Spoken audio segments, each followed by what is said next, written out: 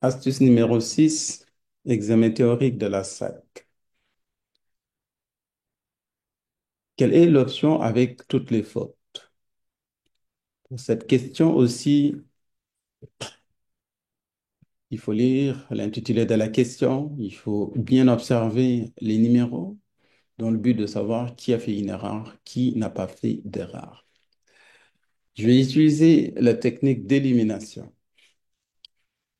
Pour ça, je porterai mon choix sur le numéro 2. Pour moi, le 2, sa manœuvre n'est pas sécuritaire parce qu'il est trop près du cycliste. Il a le droit de dépasser un cycliste, mais il faut le faire de façon sécuritaire en laissant une distance de sécurité. Il aurait dû attendre derrière le cycliste jusqu'à ce qu'il y ait une distance sécuritaire. Par exemple, si le véhiculiste n'est pas là, il a le droit de franchir la ligne continue pour dépasser le cycliste tout en laissant une distance sécuritaire. Mais présentement, l'espace n'est pas suffisant pour dépasser le cycliste. C'est ça la faute de 2, il n'a pas respecté la distance de sécurité. Si 2 est fautif, la bonne option doit absolument avoir 2.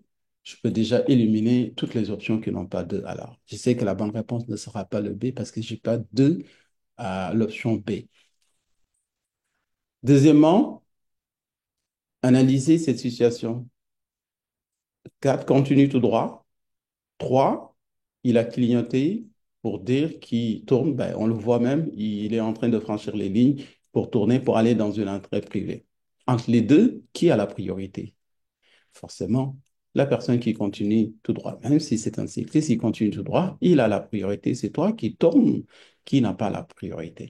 Il a le droit de tourner, même si les lignes sont continues, pour aller dans une entrée privée, ça fait partie des exceptions. Mais il faut le faire de façon sécuritaire. La manœuvre doit être effectuée de façon sécuritaire.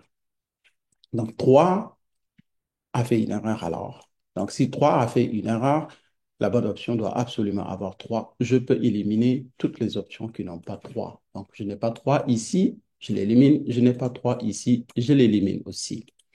Donc, il me reste une seule option, l'option D. Donc, ce qui signifie que ben, 1 pourrait être fautif aussi. Oui, un est fautif, il n'a pas respecté la distance de sécurité. Il ne se trouve pas à une distance prudente par rapport à ce cyclomoteur. Donc, la distance de sécurité est trop courte. Donc, c'est ça la faute de un aussi, c'est par rapport à une distance de sécurité.